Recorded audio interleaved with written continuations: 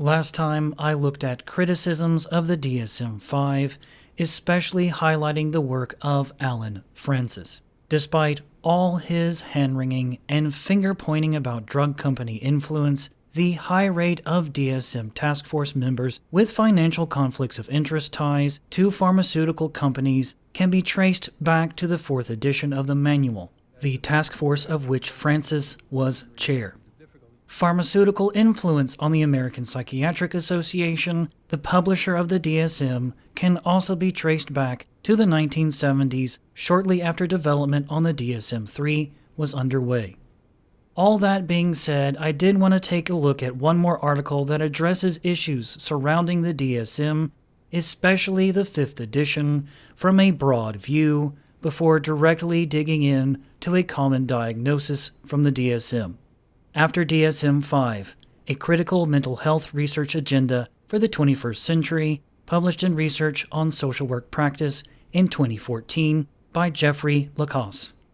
The development and release of the DSM-5 has been accompanied by an unprecedented level of public debate and protest. In just a few short years, a sizable literature assessing and criticizing DSM-5 has emerged. A public petition asking for an independent scientific review of the DSM-5 was endorsed by at least 47 mental health organizations.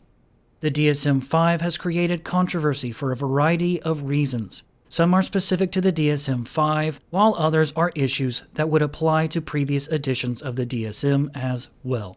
While objections to the DSM-5 are detailed in the scholarly literature, both in this special issue and beyond, a brief catalog of the perceived problems with the new DSM provides useful context. The reliability and the validity of the DSM-5 are challenged based on the empirical data. The DSM-5 continues the reification of disorders despite compelling counter-evidence.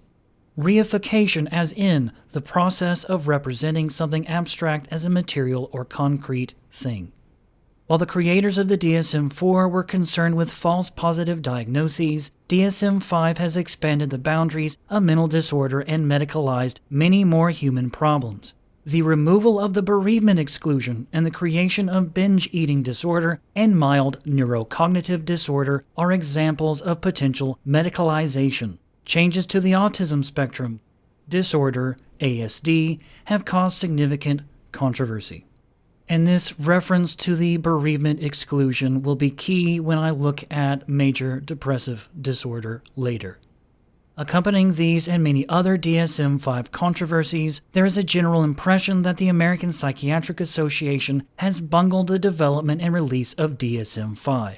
The sources of these criticisms included prominent psychiatrists Robert Spitzer and Alan Francis. They publicly objected to the lack of transparency within the DSM-5 process.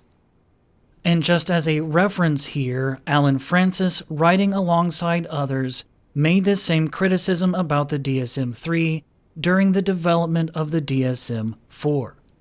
Concerns regarding the scientific basis of DSM-3 are for revised, are understandable given the lack of explicit documentation for the decisions made in DSM-3 and DSM-3R. It must be recognized that DSM-3 and DSM-3R were, by necessity, the result of expert group consensus subject to the limitations of group process, and so on. And to be clear, work on the DSM-3 constituted a complete overhaul, not a simple revision. Spitzer is correct in this regard. This was the first edition of the manual to offer explicit symptomatic criteria for the diagnosis of each mental disorder.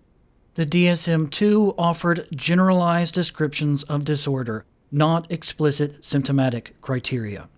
The DSM-3 was presented in development and at publication as a scientific solution to psychiatry's very relevance, but Allen and his team in development of the DSM-4 highlighted the lack of any scientific methodology included in the development of that same third edition, a problem they, of course, claimed they would solve with their own edition. How? If you take Francis's word for it in later years, by not making many changes at all. As Jeffrey Lacasse continues, While the original hope was that developments in neuroscience would uncover specific brain lesions, allowing DSM mental disorder categories to map onto the brain, providing for an integration of neuroscience and psychiatry under DSM-5, no such scientific findings appeared. This has raised the question of why a new DSM is needed at this time. To make matters worse, publication of the DSM-5 was rushed, leading to copy editing errors in the printed edition, some of which could impact clients.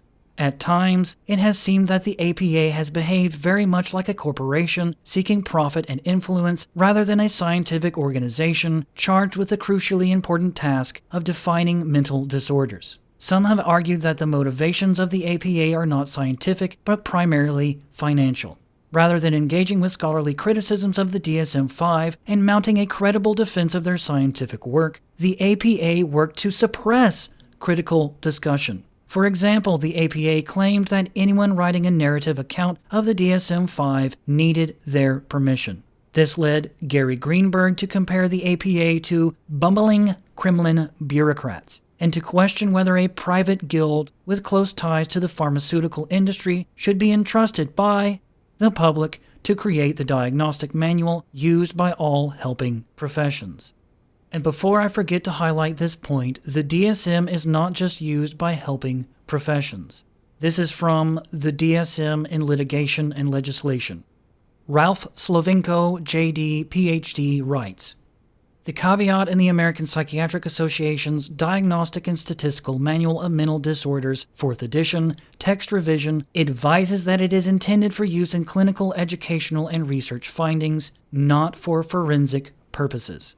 The inclusion of a caveat is intended as a safeguard against liability. In the intersection of law and psychiatry, the manual enters the picture. It is cited in court opinions over 5,500 times. But deference is the exception, and in legislation it is cited more than 320 times." And this was as of 2011. Again, Lacasse continues. "Below I list 9 conjectures derived from the DSM-5 wars and related scholarly literature. These are simply propositions that I believe face academic and clinical social work in the modern era, especially in the wake of DSM-5. Testing of these conjectures may be very helpful to our field. Such testing may occur through a variety of means, ranging from conceptual analysis to controlled studies. Conjecture 1. The DSM-5 definition of mental disorders is inadequate. While DSM-5 contains a new, slimmed-down definition of mental disorder, it is not an improvement. It is vague and provides no clarity regarding the boundaries between what is normal and what is mentally disordered. In fact, no definition of normal that would allow the differentiation of DSM mental disorders has ever been provided. Thus, the DSM is a medicalized dictionary defining the criteria for various mental disorders, but without ever specifying exactly what a mental disorder is. Obviously, from a scientific standpoint, this is troubling. Conjecture 2. DSM-5's claim that all mental disorders are medical diseases is unsupported. The question of whether behaviors labeled as mental disorders should be considered disease entities is hardly new and has been addressed in some detail in the scholarly literature. All problems defined in the DSM-5, from adjustment disorder to sexual problems to shyness, are just claimed to be medical. This factual assertion takes place in the context of the well-documented fact that there are no biological tests, markers, or well-controlled studies identifying a biological lesion for any mental disorder classification. The DSM-5 uses confused wording on this issue, stating that a mental disorder is a syndrome, and elsewhere arguing disease by stating that the DSM, like other medical disease classifications. Thus, according to the developers of DSM-5, mental disorders are both syndromes and diseases, conflating two terms with importantly different meanings in medicine. Syndromes being the minimum, non-random, consistent grouping of observations necessary to hypothesize possible medical disease. To validate a syndrome as a disease, objective physiological markers must be found. However, the process of the DSM developers indicates that they do recognize a difference between confirmed medical disease and mental disorder. Rett's disorder was included in the DSM-4-TR. In between the release of DSM-4-TR and DSM-5, the etiology of Rett's disorder was discovered. The APA addressed this issue by writing, like other disorders in the DSM, autism spectrum disorder is defined by specific sets of behavior and not by etiology at present. So inclusion of a specific etiology entity, such as Rett's disorder, is inappropriate. Although Rett syndrome can now be used as a descriptor under other diagnostic categories, this disorder has been deleted from DSM-5. Deacon points out that this amounts to the removal of a psychiatric diagnosis from the DSM upon discovery of its biological cause. Thus, the DSM only includes mental disorders from which we lack information regarding etiology, which may or may not turn out to be diseases in the long run. But if their etiology is discovered, confirming that they are diseases, apparently they cease to be mental disorders, although the DSM also claims that mental disorders are diseases. This confusion and discordance obviously casts doubts on the idea that all DSM-5 disorders represent medical diseases.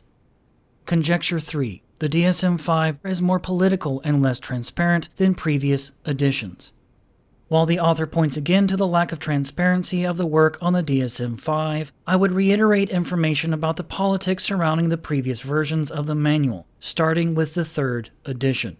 According to Alan Francis, this 3rd edition was put together by committee, and if there were any dispute, the advantage went to whoever was most loud, confident, stubborn, senior, or spoke to Bob, Robert Spitzer, last. Returning to the idea that the DSM-3 pulled psychiatry away from the unscientific psychodynamics of Freud and others towards real science, as highlighted in the article Neurosis, Psychodynamics, and DSM-3, A History of the Controversy. Ronald Bayer and Robert Spitzer write about the political dimensions of the dispute over neurosis and psychodynamics in DSM-3.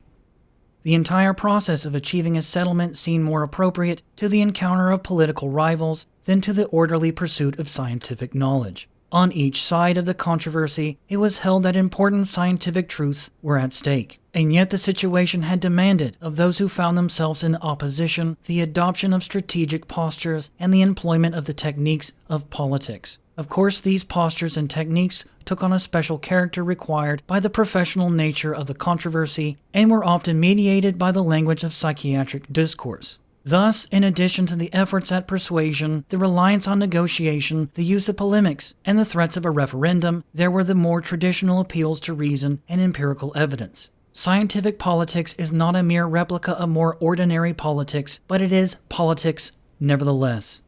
Returning to Lacasse. Conjecture 4. The DSM-5 is unreliable.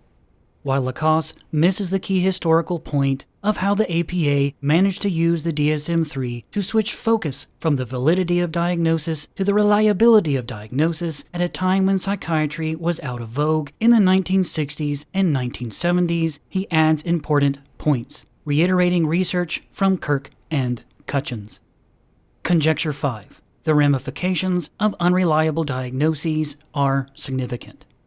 The unreliability of psychiatric diagnosis could impact research on evidence-based treatments. If diagnoses are unreliable within psychiatric research, the group studied within randomized controlled trials will represent a heterogeneous group, and the outcomes from such studies cannot be reliable and valid. The problem here, of course, is that psychiatric or psychological research often does not include proper randomized controlled trials to begin with. I highlighted this problem previously in relation to cognitive behavioral therapy and the lack of no treatment or placebo control conditions in most studies. How much more problematic could findings be when the status of participants, whether they have depression, anxiety, or some other supposed psychiatric condition, is based on the DSM?